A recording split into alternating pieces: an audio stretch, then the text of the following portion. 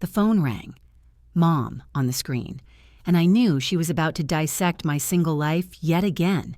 But what she didn't know was that I'd been secretly married for 6 months, and her perfect world was about to shatter. The ringing of my phone was a sound I'd grown to dread. I glanced at the screen, saw Mom, and let out a sigh that felt like it came from the depths of my soul.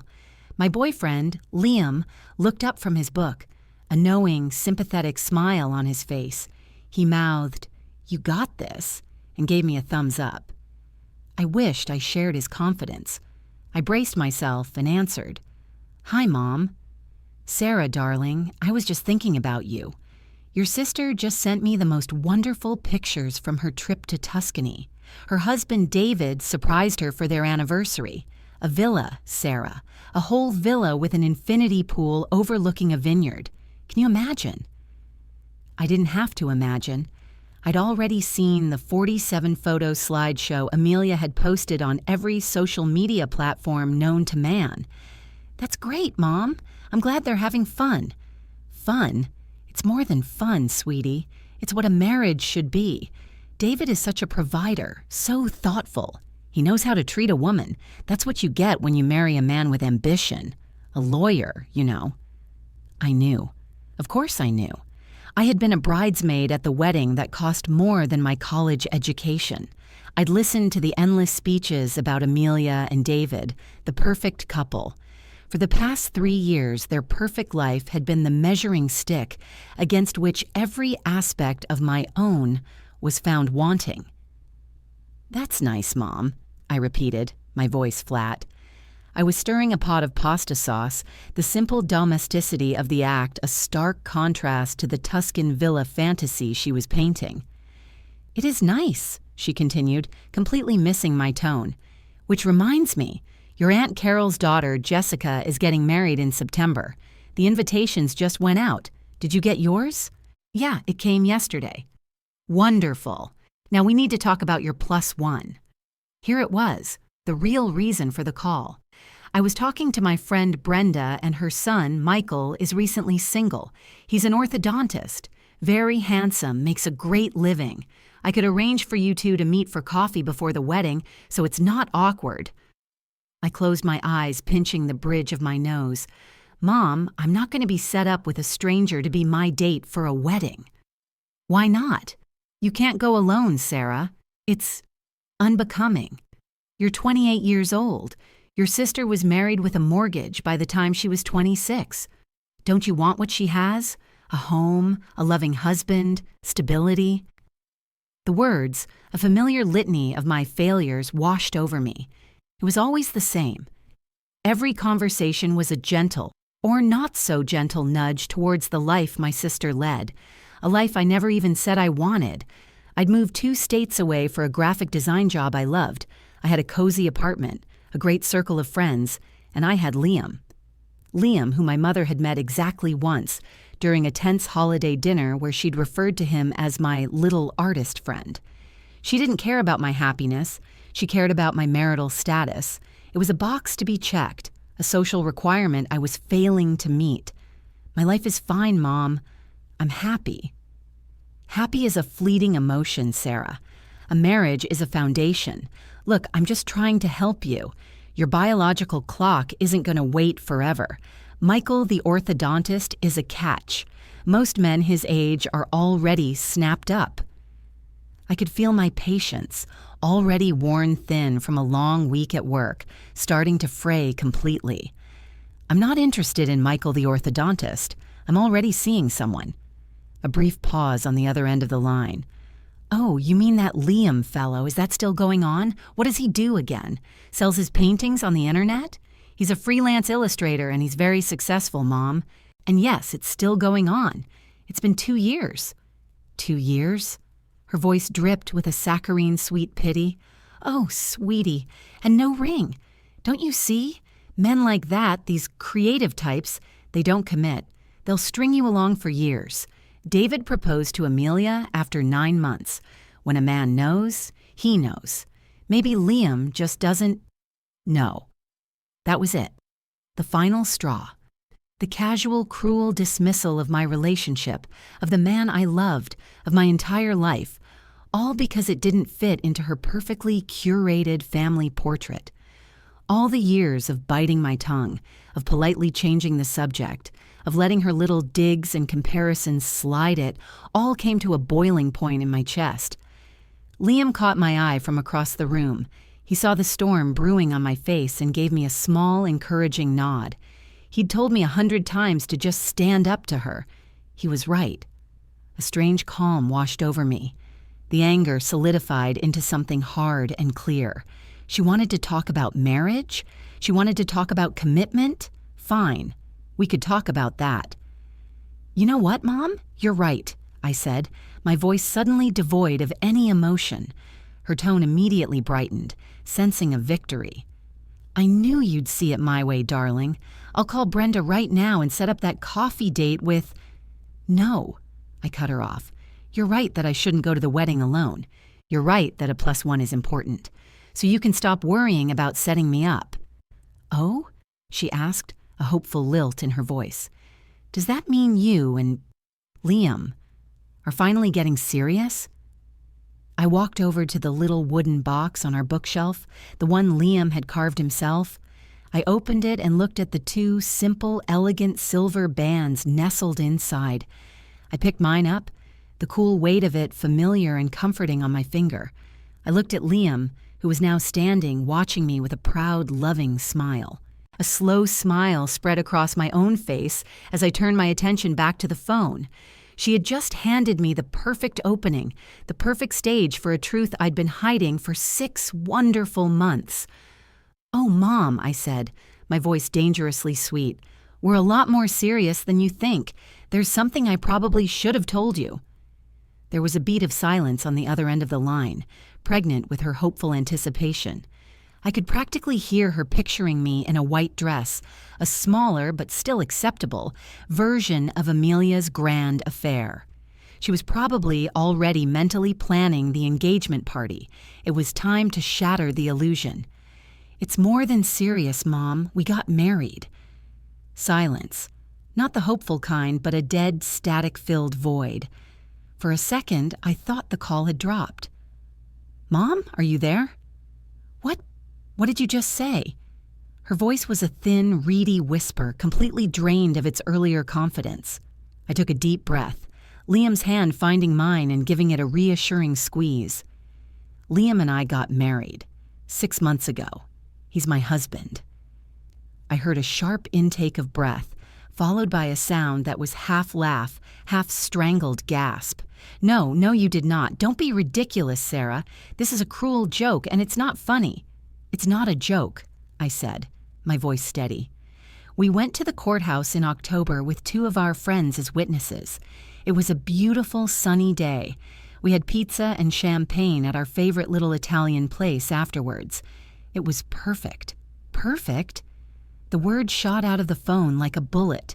Her voice was back, but now it was laced with ice and fury. "You call that perfect? A secret, cheap little ceremony behind our backs, after everything we've given you?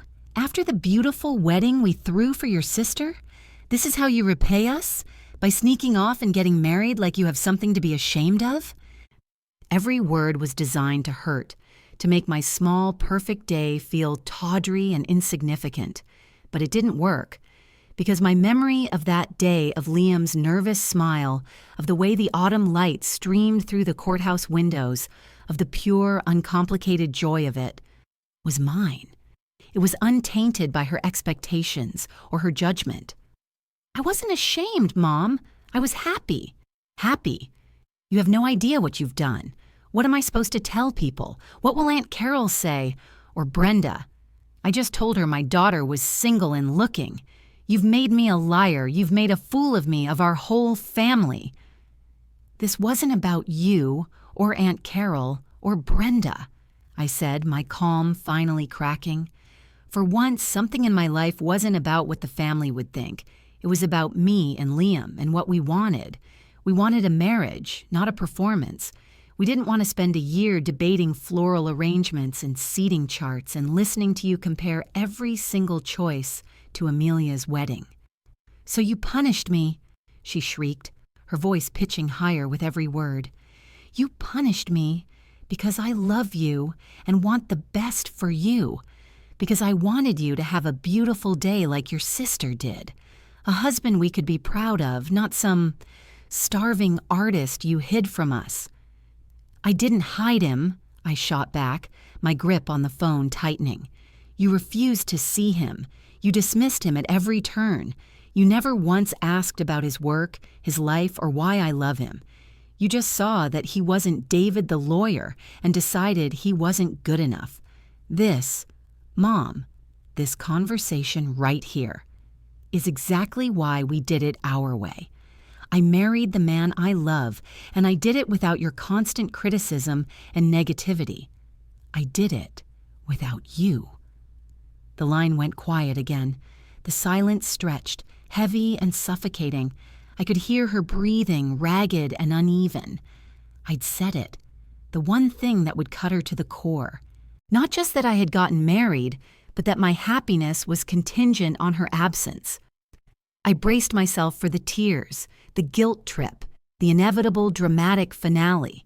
When she finally spoke, her voice was chillingly calm, all the fiery rage gone, replaced by something far more dangerous. I see, she said softly. You wanted a life separate from this family. You made your choice very clear. Mom, that's not what I— No, she interrupted, her tone smooth as glass. I understand perfectly. You don't need me. You don't need your father. You certainly don't need your sister. You have your husband. She spat the word out like it was poison. Well, I hope you're both very happy with the little life you've built in secret. We are, I said, my voice barely a whisper. Good, she said. And then the final twist of the knife. Because Amelia is pregnant. We were all going to tell you this weekend. She wanted to ask you to be the godmother. But I suppose a secret aunt isn't really what she'll be looking for. The words hit me like a physical blow, knocking the air from my lungs. Amelia was pregnant. A baby, a niece or nephew, a new chapter for our family that I had just been unceremoniously written out of. Godmother. The thought was a painful phantom limb, an honor I would have cherished, now dangled in front of me only to be snatched away. It was a masterfully cruel move, and it worked. The righteous anger that had been fueling me for the entire conversation evaporated, replaced by a hollow, aching grief. Liam saw the shift in my face immediately. He wrapped his arms around me from behind, his chin resting on my shoulder, a silent, solid presence at my back. Mom, please, I stammered, my voice breaking. That's not fair. This is about you and me. Don't bring Amelia and a baby into this. Isn't it? Her voice was cold, clinical. This has always been about you and your sister. You've been jealous of her for years. Jealous of her wedding, her husband, her home. You couldn't stand to see her happy, so you concocted this pathetic little secret wedding to try and steal her thunder. And now, when she has the most wonderful news, you try to ruin it with this drama. It's pathetic, Sarah. My head was spinning. This twisted version of reality she was painting was so far from the truth, it was dizzying. I wasn't jealous of Amelia. I was tired of being compared to her. My wedding wasn't an act of spite. It was an act of self-preservation. But in her narrative, I was the villain, the petty, jealous younger sister. That's not true, I whispered, but my protest was weak, drowned out by the force of her conviction. I love Amelia. I'm happy for her. I would love to be an aunt. Would you? Or would you just use that baby as another way to compete, comparing who is the fun aunt, trying to one-up her at every turn? No, I won't let you poison this for her. Amelia deserves to enjoy her pregnancy without your negativity. She doesn't need this stress. She was building a fortress around my sister, and I was on the outside. Every word was another brick in the wall separating me from my family. Liam squeezed my shoulder, trying to ground me, but I felt myself drifting, lost in the tide of her accusations. So what does this mean? I asked. dreading the answer. Am I not allowed to talk to my own sister? She'll call you when she's ready, my mother said dismissively, when she's had time to process the hurtful way you've behaved. Your father and we need time too, to think about, well, everything. The implication was clear. She wasn't just talking about my marriage. She was talking about my place in the family. She was putting me on probation. Mom, this is insane, I pleaded, desperation creeping into my voice. You're acting like I committed a crime. I fell in love and got married. That's it. No, she said, her voice dropping to an almost menacingly low tone. You lied. For 6 months. You sat there on phone calls. You came home for Christmas. You looked me in the eye and you lied. You let me go on and on about setting you up, making a fool of myself to my friends, all while you were laughing behind my back. That's what you did. A marriage is supposed to start with celebration, with family. Yours started with a lie. Think about that. And with that, she hung up. The sudden silence in the apartment was deafening. I stood frozen, the phone still pressed to my ear, listening to the dial tone. Liam gently took the phone from my hand and placed it on the counter. He turned me around to face him, his eyes searching mine. Hey, are you okay? I shook my head, a single tear tracing a hot path down my cheek. She's telling Amelia not to talk to me. She said Amelia is pregnant. Liam's expression softened with sympathy. He pulled me into a hug, and I buried my face in his chest, the dam finally breaking. I sobbed, not just for the fight, but for the loss of my sister at a time when I should be celebrating with her, the loss of the family I thought I had. My mother had taken my happiest secret and twisted it into a weapon, not just against me, but against my relationship with my sister, too. After a few minutes, my sobs subsided into shaky breaths. Liam held me at arm's length. Listen to me, he said firmly. This is not your fault. This is her. This is a tantrum because she lost control. Don't let her manipulate you into feeling guilty for being happy. But Amelia, I whispered, she's pregnant, Liam, and my mom is going to paint me as this monster who tried to ruin it for her. Then you go around her, he said, his voice resolute. Call Amelia, right now. Talk to her yourself before your mom has a chance to spin this any further. Amelia knows you. She knows you're not a monster. She's your sister. He was right. I couldn't let my mother be the gatekeeper to my own sister. My hands were trembling as I pulled up Amelia's contact information. I took a deep breath, steeling myself for whatever came next, confusion, anger, maybe even disappointment. But I had to try. I had to hear her voice. I pressed the call button. It rang once, twice. My heart pounded in my chest. On the third ring, she picked up. Hello? Her voice was hesitant, cautious. Amelia, it's me. There was a pause, and then I heard a muffled sound, like she was covering the phone. I heard my mother's voice in the background, sharp and insistent. Amelia, hang up the phone. I told you not to speak with her. Then Amelia's voice came back on the line, but it wasn't directed at me. It was firm, and it was aimed at our mother. Just a second, Mom. I want to hear this. A door clicked shut in the background, and then it was quiet. Sarah? She said, her voice clear now, and tinged with an emotion I couldn't quite decipher. Is it true? Are you really married? My breath hitched. My mother was there, in the room with her, poisoning the well before I even had a chance to speak. Liam gave my hand a final squeeze before stepping back, giving me the space I needed. It was now or never. Yes, I said, my voice shaking slightly. It's true. Liam and I got married 6 months ago. I'm so sorry you had to find out this way, Amelia. That was never what I wanted. I braced myself for the onslaught, for the anger, the hurt, the accusations of jealousy my mother had predicted. Instead, there was a long, drawn-out sigh on the other end of the line. When Amelia spoke, her voice wasn't angry. It was just tired. God, Sarah, Mom is losing her mind. She came storming into my house 10 minutes ago, ranting and raving that you'd betrayed the family and eloped out of spite. She's been pacing my living room like a caged animal. I had to lock myself in the nursery to talk to you." The nursery. The word sent a fresh pang through my heart, but this time it was mixed with a fragile flicker of hope. "You're in the nursery? So, it's true then. You're pregnant?" "Yeah," she said, and for the first time, a hint of a smile entered her voice. "Almost 12 weeks. We were going to tell you on Sunday. I was so excited to ask you to be the godmother." Tears welled in my eyes again, but this time they were for a different reason. "Mom said you wouldn't want me to be." "Mom says a lot of things," Amelia replied wryly, "especially when she's not the center of attention. Look, am I a little hurt you didn't tell me?" "Yeah, a bit.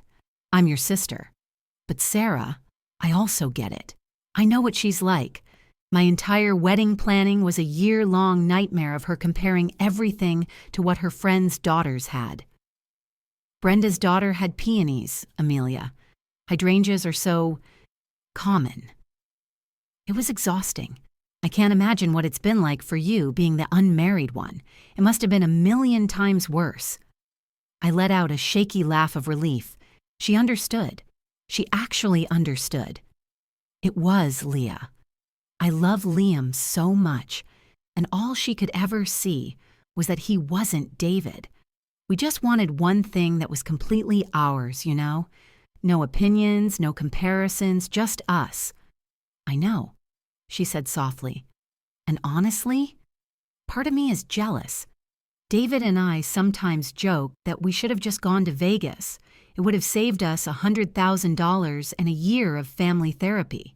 We both laughed, a genuine, familiar sound that felt like coming home.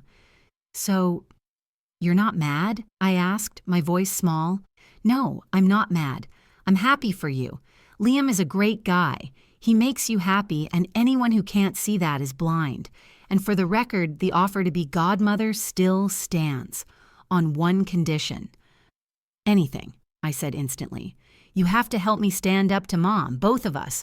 No more walking on eggshells. No more letting her dictate our lives and pit us against each other. She's my mother and I love her, but this has to stop. She can't control us anymore." A wave of strength washed over me, buoyed by my sister's solidarity. "Deal," I said, my voice firm and clear. "We're a team." "Good," she said. "Now I have to go deal with the dragon in my living room. But you and I are having a proper celebration soon, and you are going to tell me every single detail about your perfect secret wedding." "I'd love that," I said, smiling through my tears. "And Leah, congratulations. I can't wait to be an aunt." "I know," she said warmly. "You're going to be the best one." When I hung up the phone, I turned to Liam, a huge, watery grin spreading across my face. He already knew from my expression. He pulled me into a hug, lifting me off the ground and spinning me around. For the first time all evening, the knot of anxiety in my stomach was completely gone, replaced by a profound sense of peace. My mother called back later that night. Her tone was subdued, the fury replaced by a wounded, theatrical sadness. She told me she was deeply hurt, but that Amelia had convinced her to be the bigger person. There was no real apology, no admission of fault, but I wasn't expecting one. The victory wasn't in forcing her to change. It was in realizing that she no longer had the power to break us. The next few months weren't perfect. My mom still made passive-aggressive comments, and she pointedly referred to Liam as my husband with an air of disapproval, as if the word itself was an insult. But something fundamental had shifted. Amelia and I were united. We presented a solid front, shutting down comparisons and refusing to be drawn into her games. When she'd complain to me about something Amelia did, I'd say, "You should talk to Amelia about that." When she'd try to tell Amelia how to decorate the nursery based on what my sister would have done, Amelia would just laugh and say, "Good thing it's my baby then." We went to Jessica's wedding together, the four of us, me and my husband, Amelia and hers. My mother introduced Liam to her friends with a tight smile, but I didn't care. I held my husband's hand, my simple silver band a constant, comforting weight on my finger. Across the table, my pregnant sister winked at me. My life wasn't a copy of hers, and it never would be. It was my own, built on my own terms, with a foundation of love, not expectation.